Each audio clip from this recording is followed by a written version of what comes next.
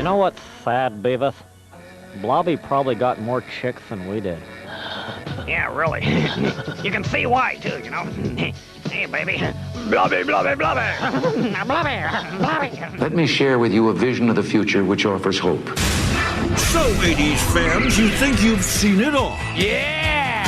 Okay, Mr. Wizard, can you handle this? It's I Love the 80s 3D, and this is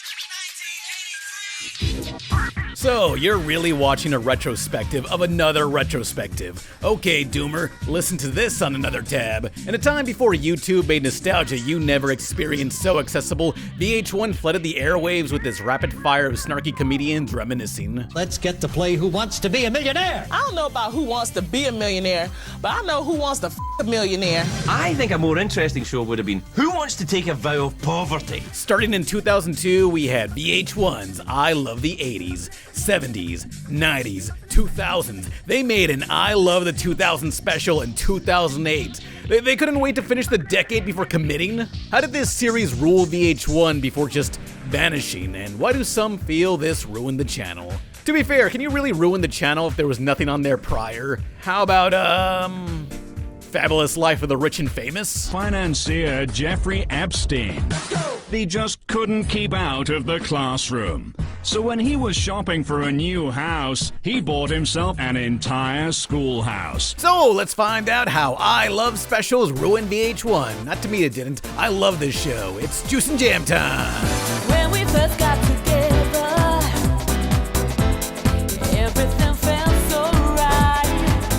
Like all American shows that ran too long, I Love the 80s was based on a British show of the same name. In 2001, this version ran on the BBC because the UK has no other TV channels apparently. This was roughly the same show, just different pacing and humor. Instead of 40-minute episodes with brief segments like the US, each year was given 90 minutes to really take their time. Segments dragged from 2 to 10 minutes. And it was a style of humour that you just hadn't seen anywhere before, you know.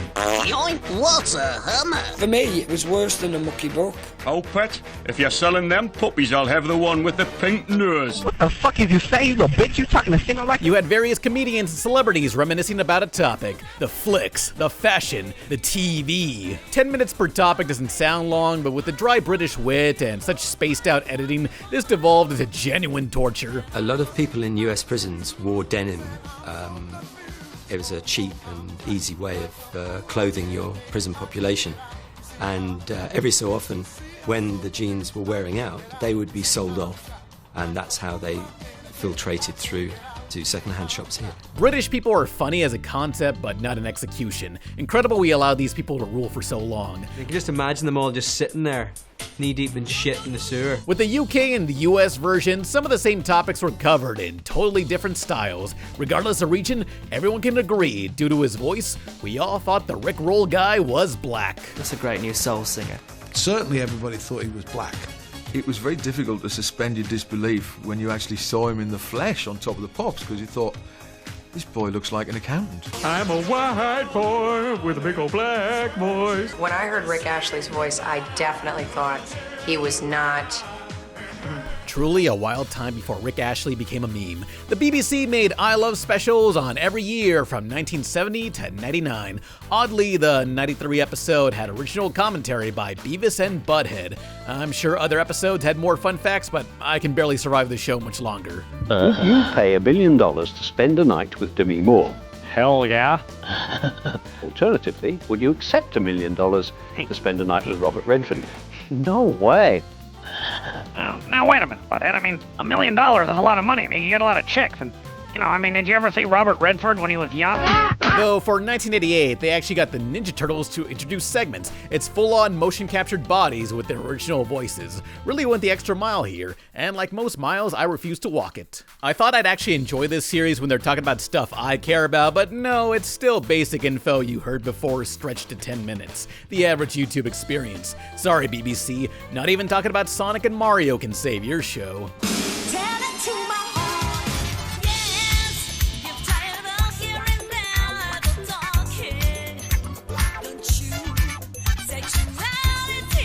So, back to America. VH1. They're a channel known for, People, can you comment a single thing this channel does besides I Love Specials? Those documentaries showing the homes of the rich and famous? I'm just wondering now, what do you need a commercial-size airliner for? Believe us, it comes in handy when you've got powerful friends to fly around. Well, VH1 is owned by Viacom, who own MTV. It was sort of the MTV for an older audience, and just like MTV, they too moved away from music to focus on reality shows or documentaries, namely Behind the Music. Talking about pop culture was their specialty, which takes us to TV producer Michelle Hirschhorn.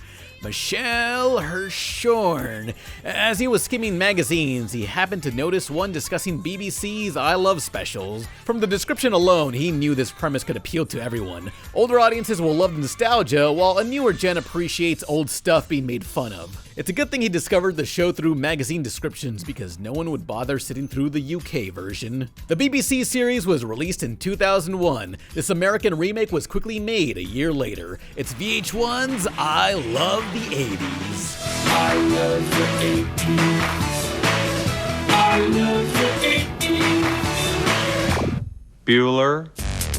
Taking what the UK did and making it faster, louder, and stupider is what Americans are best at. This was the perfect pacing for such a surface-level documentary. A sampler platter of nostalgia, recapped by comedians, actors, and whoever else they got to cameo. Mrs. Reagan, I've tried drugs a few times. He's gonna get locked up. Nancy's a total narc. On its premiere of 10 episodes representing 10 years, they averaged to 1 million viewers each. This was nearly double from whatever else was in that time slot previously. It was the first time VH1 had 1 million viewers tuned in, so of course other decades and spin-offs were made. Mortal Kombat! To me, that's like the cry of the retards. Must play video game. I remind you, this was pre-YouTube. Searching nostalgic media or videos with people talking about old stuff just really wasn't much of a thing beyond documentaries. I didn't live in the 80s, but anytime I saw a marathon, I always tuned in. Depending on your age and how lonely you are, this was either the vibe of reminiscing with friends or hearing a cool teacher talk about stuff he remembers. I first learned about so many historical events, like the Heaven's Gate cult. This is the scene sheriff's deputies faced inside the mansion, where 39 members of a cult group called Heaven's Gate committed suicide. Totally, dude. Awesome, Heaven's Gate. Yeah, comedy gold. People off themselves to be one with the aliens on a comet. What's wild is they show the bodies of the victims covered in a tarp and edit it so it's all bouncing around having a fun time. As you can tell, this show was a major influence to my humor and also editing style. I mean, who amongst us hasn't thought, you know what I really must do? Cut my off and then kill myself because I think God's coming on the back of a comet. We almost lost Warren Beatty to the Heaven Gate suicide cult. That was the Heaven Can Wait suicide. Oh, right. I feel like too many YouTubers are inspired by just other YouTubers. Very ancestral media, feels samey with all their editing. Me, my inspiration came from DVD documentaries and TV. That's why you should subscribe to me. Here you start with a voice clip, maybe a news report. Next, crank up the music, and then have your commentary. It's basic, but I often think back to the show while editing. Who is Ted Kaczynski? Hey, remember the Unabomber, the guy who mailed bombs to dismantle corporate America and technology? Before they found him, this was his wanted poster. It looks oddly familiar. The honest to God truth, what I remember was that it looked exactly like Weird Al Yankovic. And for a while I was like, what if Weird Al is the Unabomber? Wouldn't that be awesome? I thought the sketch looked nothing like me. I have no idea what they're thinking. I thought when I got arrested in Cavity Search, that was totally inappropriate. They interviewed a ton of celebrities, but you mainly saw the same few comedians. Hal Sparks, Mo Rocca, Ian Michael Black, Lonnie Love, Godfrey, Rachel Harris, and more who did not answer my emails. Is Gilbert Godfrey ever gonna reply? What the They all taught me jokes and humor I probably should not have repeated so much as a kid. If anyone gets mad at my old jokes, tell them don't James Gunn me. It was a different time. Last week was crazy. I was just trying to learn about the beginning of VCRs in 1982. Apparently these things had a remote, though it was on a wire. What a horrendous time to be alive. I don't remember what it cost. I just remember my dad basically said it cost more than you. You break that thing, swear to God I'll leave you on the street corner. This time I mean it. Of course, the fake walnut coating made it just blend seamlessly in with the rest of your furniture. What are you doing, Grandpa? I'm whittling myself a VCR. Before the VCR, families had to go out to a theater to watch porn, but now they could watch it at home together. It made millions of people happy.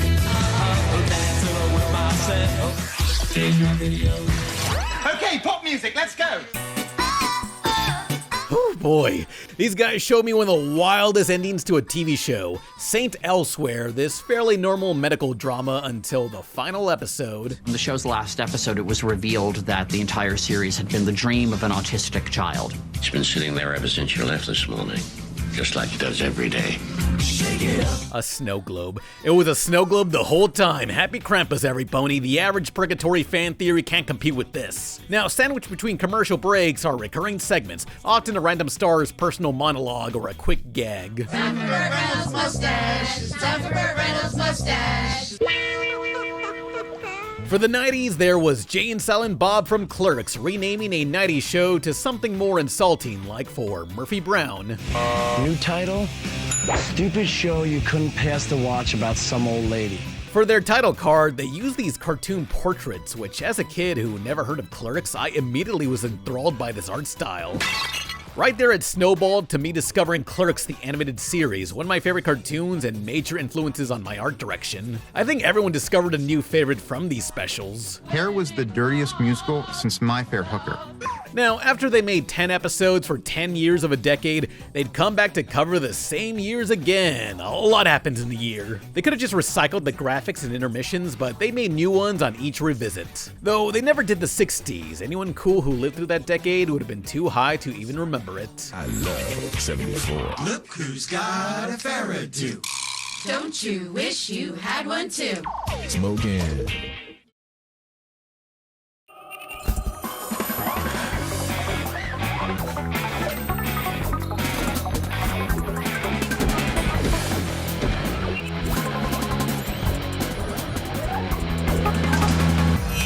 Compared to a normal TV show with stories and fictional characters, reality TV and these documentaries are just so cheap to make that VH1 and other channels like MTV exploited that. So many similar talking head documentaries were made, like 100 Worst Songs Ever, MTV's Boy Code, MTV's Girl Code, Black to the Future, Black History, VH1's Most Shocking Celebrity Mugshots, or The Fabulous Life of the Rich and Famous. Jeff gave him a ride in his personal 727. And took actors Kevin Spacey and Chris Tucker along for the trip. Any of y'all remember Web Junk 20, hosted by comedian Patrice O'Neal, R.I.P.? Predating Tosh.0, this was a 2006 viral video showcase made to promote the then upcoming video upload website, iFilm. Yeah, so Viacom bought up iFilm for nearly $50 million, hoping it could compete with YouTube and Google. I don't think it worked. As for shows carrying the I Love branding, we had I Love the Holidays, covering every holiday in one special, like when are you supposed to air this? Or I Love Toys. I love toys for all the girls and boys. Everybody makes some noise if you love toys. I love toys and never will annoy. They're one of the things I do enjoy. Toys. Number 100. Am I gonna have sex today?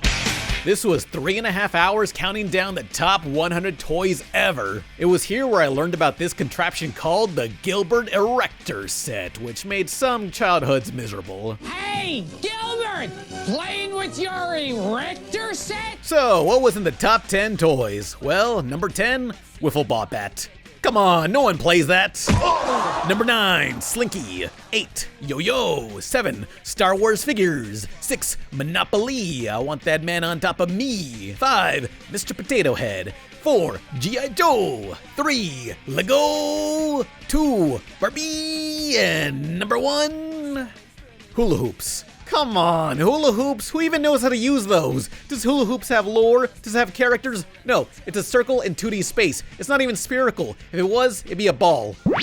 Let's have a big round of applause for the hula hoop. No. You're the greatest toy of all time. No. You are meant to be here. No, not true. It. Up yours, Show's Twink. over. While you can only cover so many decades, VH1 had an idea for a never-ending rehash of ideas. Releasing as a weekly series in 2004 was the best week ever. It's the 4th week of May, 2008. All right. The best week ever. Yeah, no more nostalgia for the previous decade. Now we have a weekly look back on the past week. It was here where VH1 sort of became a joke at just how many of these shows they've made. You're watching VH1, the bitter comedians ragging on Real Celebrities Network. Reminiscing about the new millennium. For me, all about American Idol. I remember when Janet Jackson, boop, fall out. Really, this is just a pop culture recap show like The Soup or any podcast today. But in context, it felt like VH1 was a massive member berry of nostalgia pandering. Stupid, but that's what people watch on YouTube today when they're not being radicalized. Boy, irrelevant people really validate each other. It kind of makes sense for my taste. Honestly, outside any cartoon channels, I probably grew up watching this channel the most. Decades of pop culture info to shows I never watched likely fried my brain. Tonight on the best day ever. Bitch, are you for real? Hey guys, you remember this show? What the hell happened to my room? Oh my god.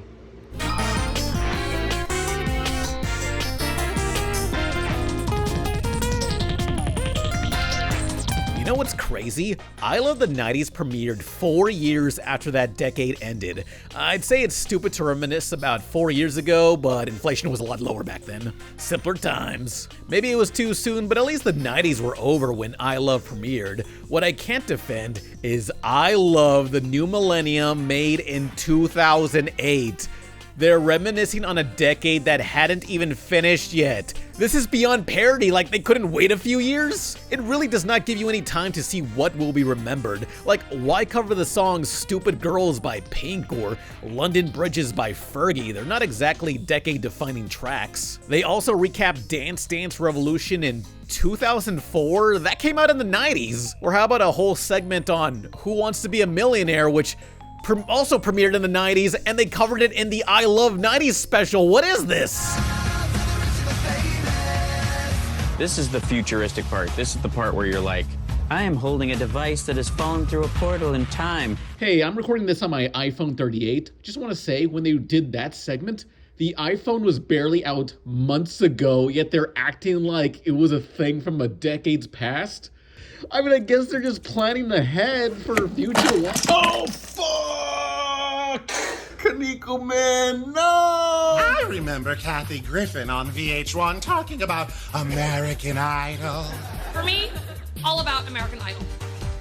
But I just said that like 3 minutes ago. And remember when Kathy mentioned that she only did an American Idol bit 3 minutes ago? But I just said that like 3 minutes ago. Oh my stars, what's happening? Mrs. Garrick, the show is catching up with itself. Catching up with itself. Catching up with itself.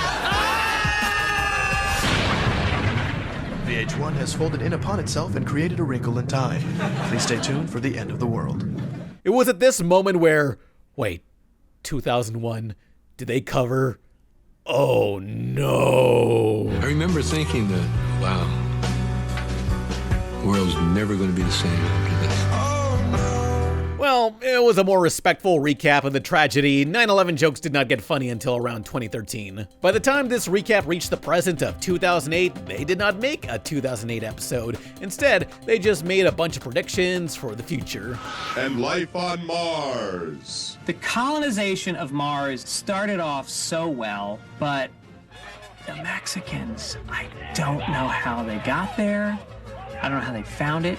That was stupid, but in 2014, they properly covered the 2000s. They didn't even call it I Love the 2000s Volume 2. It's like they were embarrassed of the first round. Now, you're wondering, did they make an I Love the 2010s? Nope. Not yet, at least. If they do, can they call me up? The early aughts, I hate that word. Early aughts was the last of the I Love series. Well, there was another spin-off, Best of I Love, just a shuffled mix of various segments with copyrighted music removed. While mocking movies falls under fair use, all the background tracks that are not being criticized or parodied does not fall under fair use. Record companies are stingy monsters, and also maybe VH1 also. They oversaturated the airways with documentaries or reality shows. I'd say this ruined the channel, but well, what else was there to watch? Jeffrey Epstein. Jeff gave him a ride in his personal 727. and took actors Kevin Spacey and Chris Tucker along for the trip.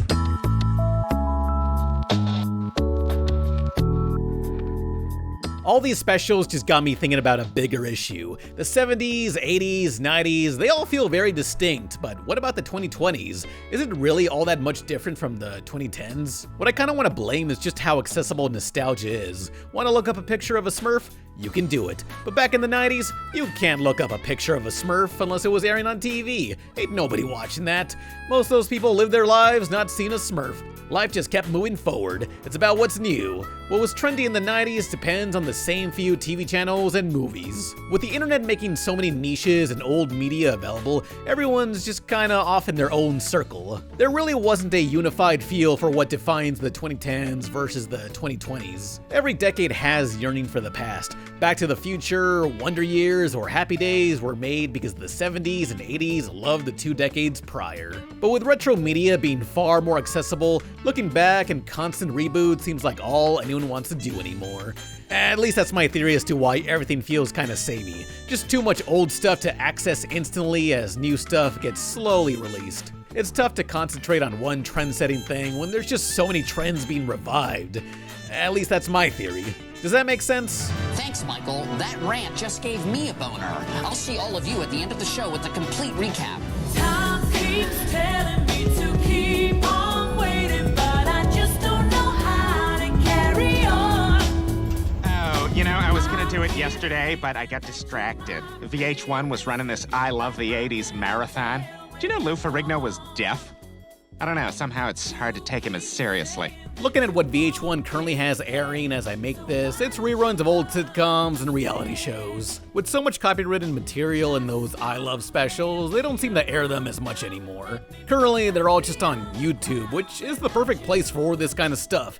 Easy to watch throwbacks I can jump into anytime. I didn't think I'd ever do a video on I Love the 80s spin-offs, but I've forgotten how much fun they were to binge. In a time before YouTube, this is the kind of secondhand nostalgia many of us grew up on. In $9.99, we were using the abacus as a primitive calculator. By $19.99, we were using the home computer to download, well, anything you want. Happy millennium. And remember, take care of yourself and each other. Don't you want a rematch? You were here with me, watching the travelers on TV, and that movie with the pimp. Next to me you sat when the king got that, and Cornelius was the chimp. We couldn't get enough of Aristotle and bikinis from Brazil. In the gremlin next, we all had sex through the captain and Neil. You were by my side when Hendrix died. Define a doggy poo. To 70s, I love you. Well, we all sure love them. And starting July 10th at 9, you'll be able to watch I Love the 70s Volume 2, brought to you by the VH1 channel. Holy fucking shit! What the fuck? Holy